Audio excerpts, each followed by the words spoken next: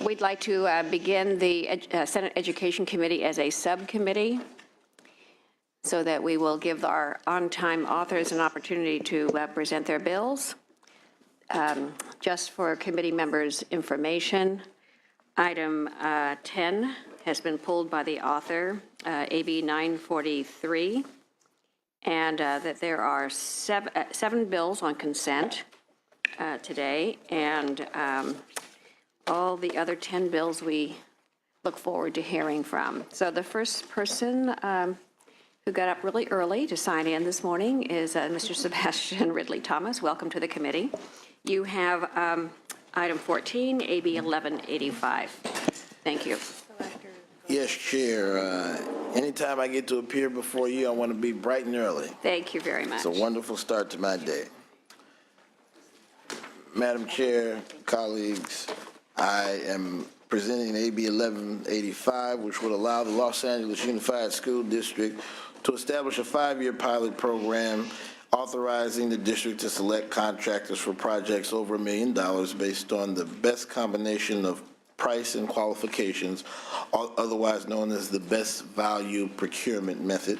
This is used in several large educational settings, including the University of California. This is a smart job creation, facilities management measure, and it is a top priority of the Los Angeles Unified School District, so much so that they sent their chief of facilities, who was running one of the largest construction programs in the country today. So with that and your indulgence, Madam Chair, I'd like to have Mr. Mark Hovatter, who's Chief of Facilities for LAUSD, present on the merits of the bill. Thank you very much. Please, in support of the bill. Thank you. Mark Hovatter. We've got a very aggressive construction program. We've been doing it for a while. We have a pre-qualification system that's very effective, and probably 1/3 of all the contractors that would like to do business with us don't meet our standards, and we don't do business. One of the problems is with those remaining 2/3, if we just awarded based on low bid only, we would assume those other 2/3 are all equal and they're going to perform equally. That just hasn't been the case for us with our experience. A best value allows us to consider other things that we believe are of value to us. If someone finishes on time, if they've got quality in their construction, if they adhere to their warranty standards, if they comply with all the other laws like prevailing wage and substitution of contractors and those sort of things, we can recognize that and not have them get undercut by someone that comes in and bids a few dollars less and gives us less of a product. We believe that if we have the best value process, we can do it fair and objectively based on actual facts and not just opinions that people have, but matters of record, and we can compile that and get someone that's actually going to produce the best value. We believe that we'll be able to produce the results from this pilot program that are successful, similar to what the UC systems have done as well. Thank you. Thank you. Others in support? Madam Chair, member Cesar Diaz on behalf of the State Building and Construction Trades Program Council. We also very much agree with Mr. Hovatter. We believe the district has been exemplary in its delivery of construction projects, public works. We believe it's a good model for other districts to follow as well. Not only having the pre-qualification, but also having a project labor agreement that applies to all their construction.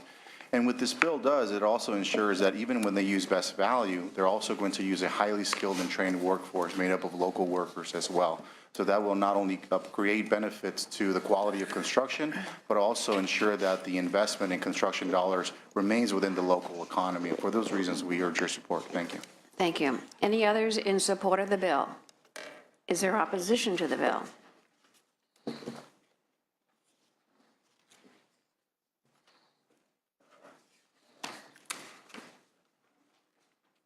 Good morning. Good morning, Madam Chair, members, senators. Julie Broyles here on behalf of the Associated Builders and Contractors of California in opposition to AB 1185. First of all, we'd like to thank the author for working with us on amendments dealing with some of the safety issues and requirements that were in the bill. But we do have remaining concerns regarding the skilled and trained workforce requirements that are in the bill. Our programs, ABC California and our chapters have very respected and very from our programs graduates with terrific skills and training We all meet the same level of training requirements that are required of every other apprenticeship program, whether it's a unilateral or a joint program. As it is currently written, the tiers of years by which you must provide skilled journey people in relationship to your entire workforce is one that actually disadvantages the non-union contractor, the minority contractor, and women-owned contractor businesses that are going through the process. If you are going to use and insist on the skilled workforce requirement, we've been asking for a longer phase-in of this. That is something that has not occurred and continues to be of concern to our members in our training programs.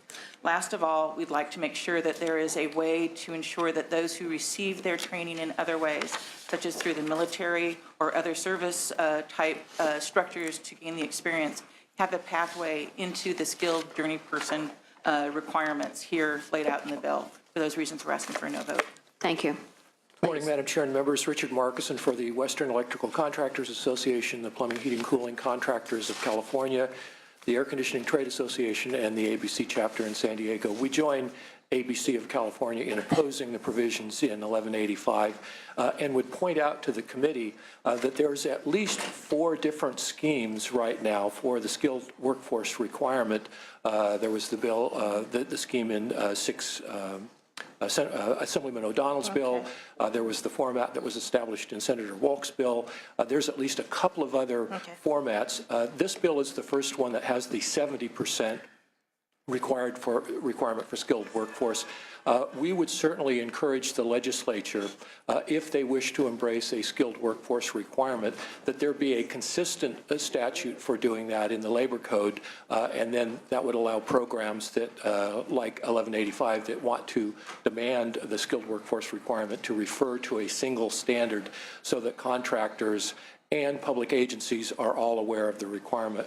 We would also point out that there is no enforcement mechanism at this point for establishing the qualifications under skilled workforce.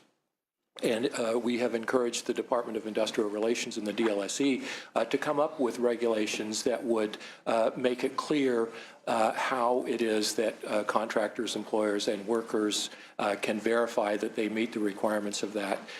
We do oppose the provisions that exempt contractors pursuant to a project labor agreement from demonstrating their commitment to skilled workforce. We believe that there should be a level playing field for all contractors. That we think that's only fair. Thank you. Thank you. Any others in opposition to the bill? Let me just pause here for a moment. I think I have a quorum, so let's call the roll. Blue? Here. Blue here. Runner? Here. Runner here. Block? Here. Block here. Hancock? Leyva? Here. Leyva here. Mendoza? Monning? Here.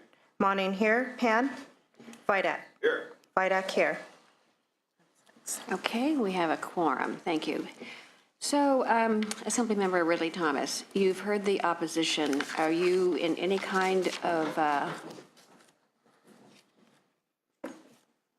have you worked at all towards We some of have, and some of their they issues? acknowledged that in their initial comments. There were issues brought up, I think, in the either the appropriations or the Assembly Education Committee that we addressed that were a reasonable step, and we work with stakeholders around the table. But the fundamental point to note about the work is that if we can use best value procurement methods in LAUSD, it will stimulate continued activity.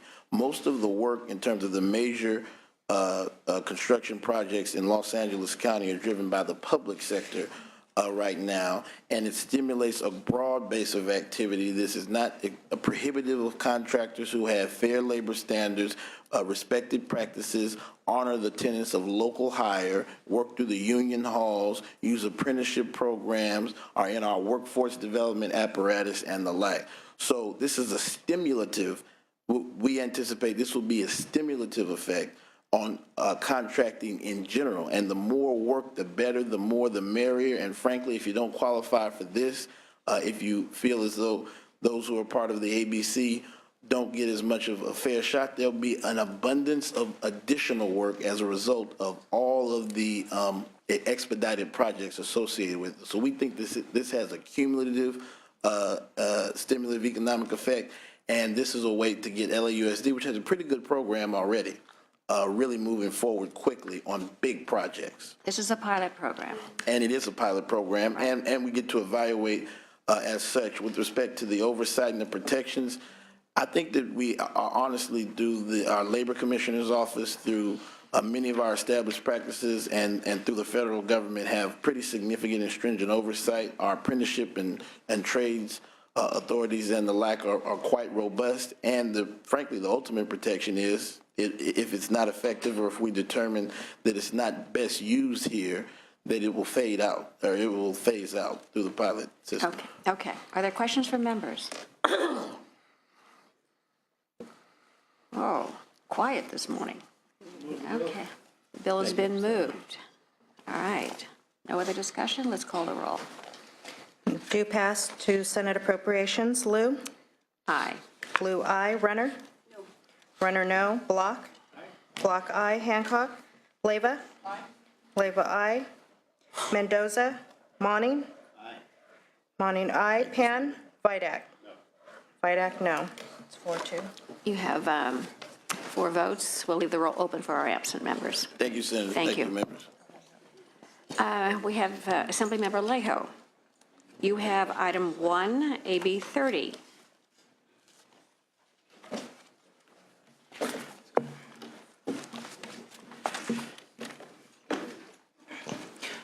Good morning, Madam Chair and members. Today I'm presenting AB 30, the California Racial Mascot Act, which will phase out the use of the derogatory racial slur Redskins as a school team name, mascot, or nickname in our California public schools. For far too long, we have allowed stereotypes and derogatory terms to be normalized to our younger generations. Some of our critics may be indifferent or feel above the issue of a team name, but this is more than just a team name. It's about respect. Respect is something that every culture and every person is entitled to, and Native American tribes must not be left out. There's an obvious lack of respect when we allow teams to brand themselves with racial slurs. This is especially true in the classroom where education is best served without cultural prejudice. It's ironic that we allow schools to be presented by the manifestation of that exact thing. Allowing hurtful stereotypes to be promoted and normalized is damaging to Native American heritage. And let me remind you that the R word was once used to describe Native American scalps sold for bounty. In today's society, it has now become widely recognized as a racial slur that promotes discrimination, similar to the use of the N-word. Using a racial slur as a mascot is hurtful and degrading to the people it portrays, and many universities and school districts in California have already taken the lead to remove offensive mascots to Native Americans voluntarily. It's time that we as a state take a stand against racial slurs used by our California public schools, and I want to announce that this bill is supported by California State Superintendent Tom Torlakson, and I respectfully ask for your aye vote. Madam Chair, I have a few witnesses to speak in support. An amazing young person, Dakota Brown, to speak today, and also Ray Halbritter, the chairman of the Oneida Nation of New York State, who traveled a long way to join us here today. Thank you. Those in support of the bill, please.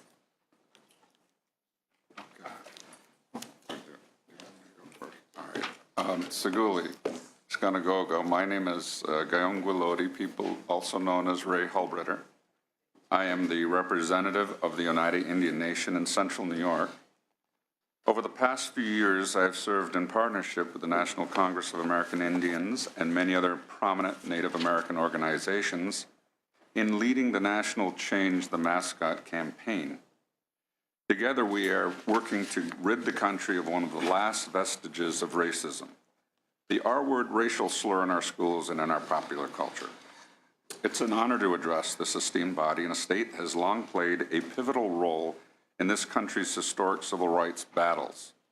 I would like to thank Assemblyman Luis Alejo for continued leadership on this important issue, his commitment to justice for all peoples, his determination along with the leadership of Chairman Kinter of the Yoshu-Dihi Winton Nation, Dakota Brown, and the voices of Native American organizations, leaders and civil rights groups such as the National Congress of American Indians, United South and Eastern Tribes, Native American Rights Fund, California State Conference of the NAACP, and many others who have signed our coalition letter submitted to this committee are symbolic of the growing support of this civil rights issue. The list of California's accomplishments in protecting civil rights is long. This is the state where Cesar Chavez helped build a movement to protect the rights of farm workers, and is also the state that passed one of the earliest pieces of civil rights legislation, the Unruh Civil Rights Act, which became a model for similar laws in other states and ultimately for the Federal Civil Rights Act. The legislature's consideration of a bill to ban schools from promoting a dictionary-defined racial slur against Native Americans is a logical and laudable next step in this state's work to protect its people's civil rights. With this state having the largest self-identified Native American population in the country, and with more than 100 federally recognized tribes in the state, California has a clear responsibility to assert itself in the debate over the use of this slur, and it is a debate that is long overdue. As social science research has shown, the promotion of slurs against Native Americans has destructive social, psychological consequences for people of color. While the sports teams and institutions that promote these caricatures and epithets may say they only intend to honor indigenous peoples, the effect of their message is clear.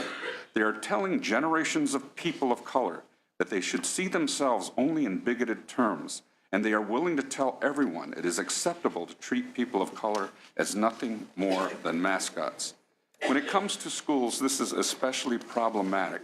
The institutions that teach our children need to be places of safety and tolerance. They should be going out of their way to make children of all ethnicities and heritages feel comfortable. When schools promote racial slurs, it does the opposite. It makes a school an unsafe place for people of color and teaches all students that indigenous people should be judged by the color of their skin rather than the content of their character. In my role of leading the National Change the Mascot campaign, I have been encouraged that so many understand these obvious truisms about the campaign for equality and mutual respect.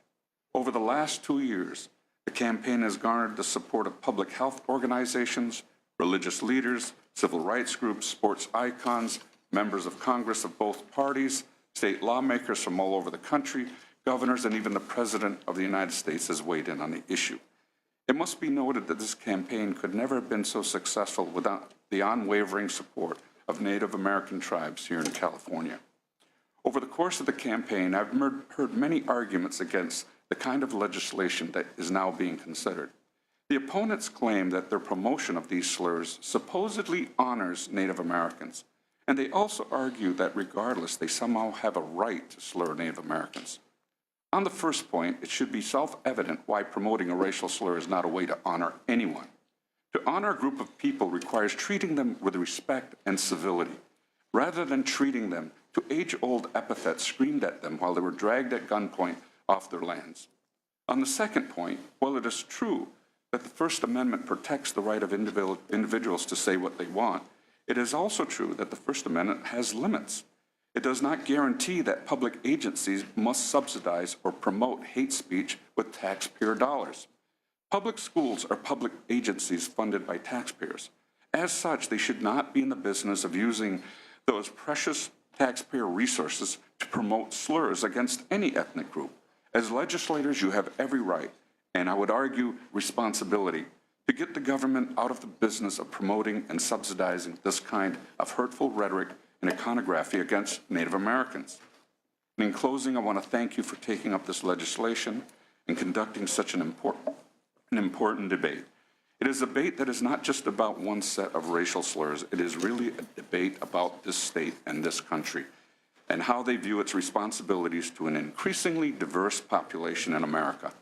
For too long, we've permitted old traditions to persist, the kind that suggest it is acceptable to denigrate racial and ethnic groups. The Change the Mascot campaign is organized around the idea that we must prioritize a new commitment to civility, respect, and tolerance. Ending the tradition of public schools promoting slurs against Native Americans is a critical step in the larger effort to make sure all people are treated equally in this great country. Thank you.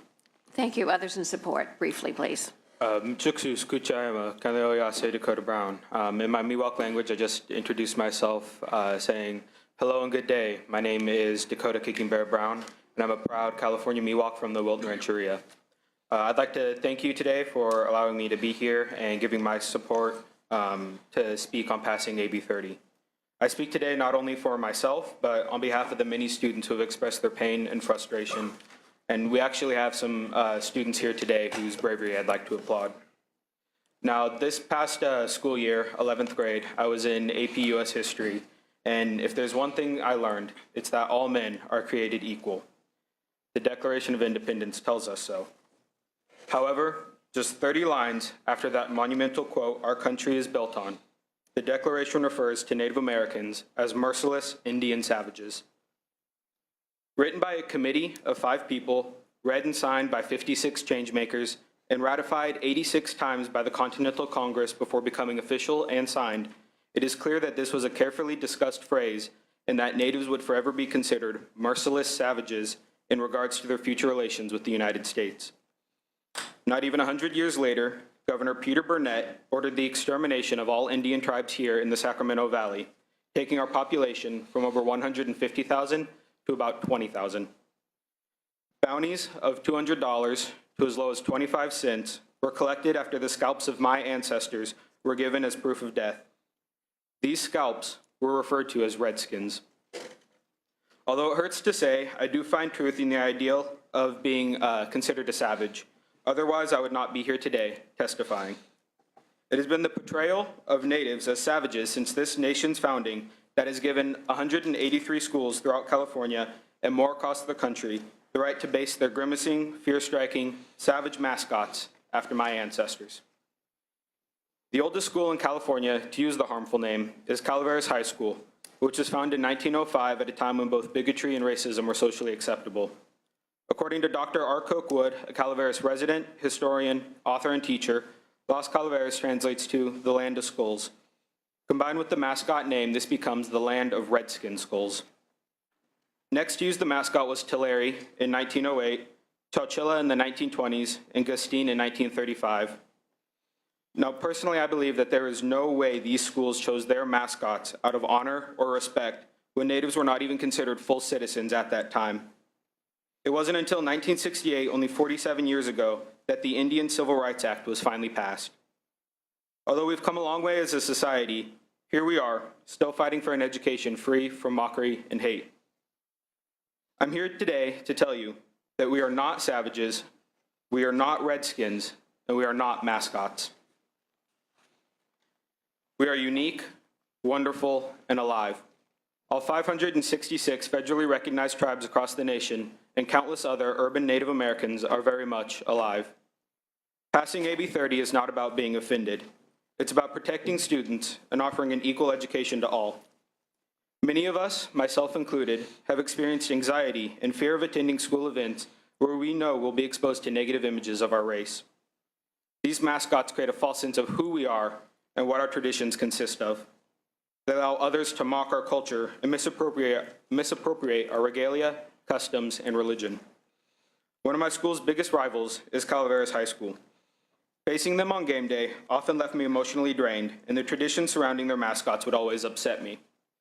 And they still do, but on the field, having to compete with them always made it sting that much more. As a proud Miwok dancer, I can tell you that the rhythm of our drum is meant to represent our heartbeat, the same beat that is our first music while in our mother's womb. Yet their band plays a stereotypical Indian drum beat after every touchdown and has a tradition of playing it in town for 24 hours leading up to homecoming. This is not an honor. I feel sick seeing their cheerleaders in romanticized outfits meant to resemble our traditional regalia, when it is a proven statistic that 1 in 3 Native women will experience sexual assault in their lifetime. Objectifying our Native women in Pocahontas costumes is not an honor. Often there are students with painted faces and announcers cheering on their teams with a war party or wild R-skins on their way to sack the quarterback, while fans throw fake tomahawk chops, which leads to unwelcoming race-based statements or jokes from peers who think they're being funny. None of what I have just described is in any way an honor. On the other side of the field is my own school, whose students are now very well aware how wrong it is to yell, "Send them on the Trail of Tears." But every season, we hear of some school, somewhere, doing exactly that. I'd like to read a passage from one of my favorite books, A Wolf at Twilight, written by my friend Kent Nurburn, who gave me his permission to read this today.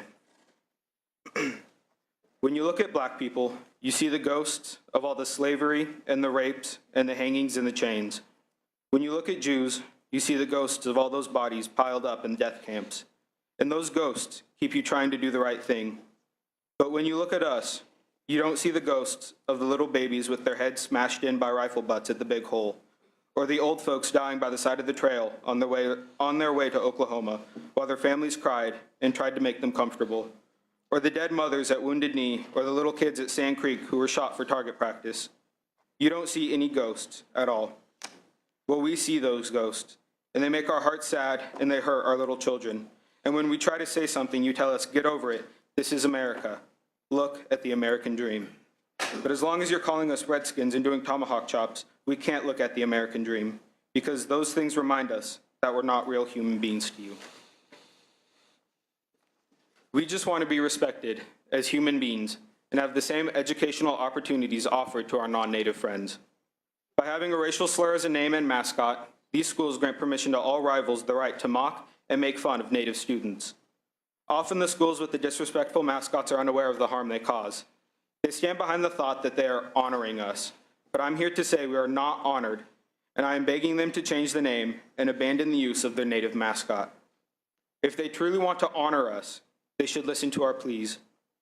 Truth is, no one's team pride should ever outweigh a person's cultural identity.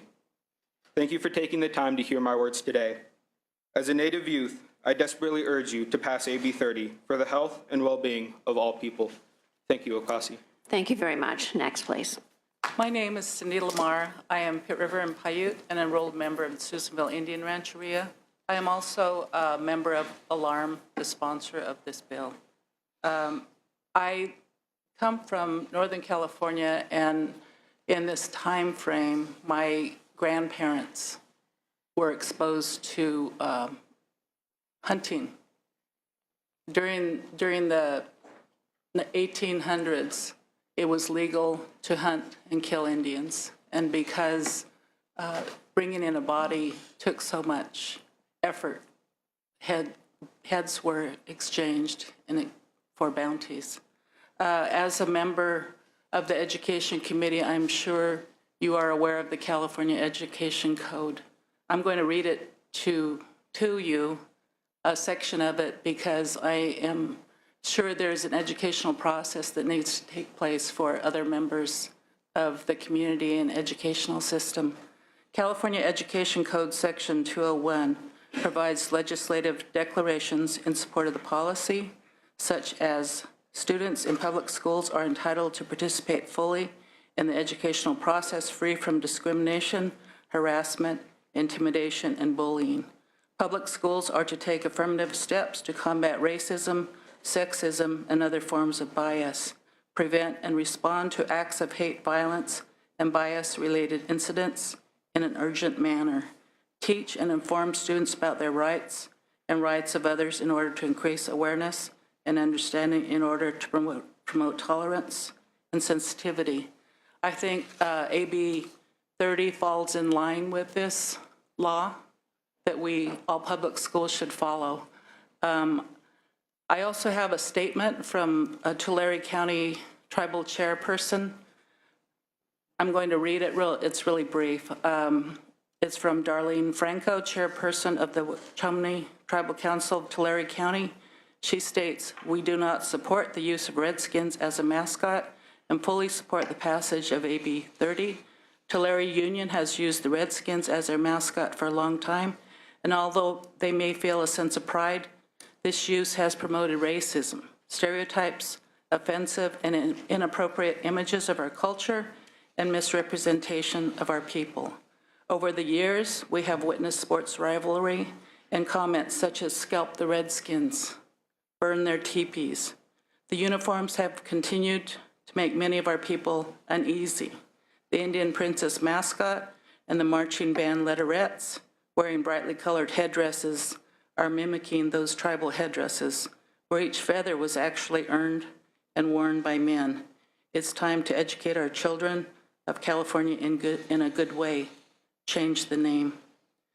She also told me that she asked around Tulare and Gustine, any tribal leaders who supported the use of this racial slur, and she could not find anybody.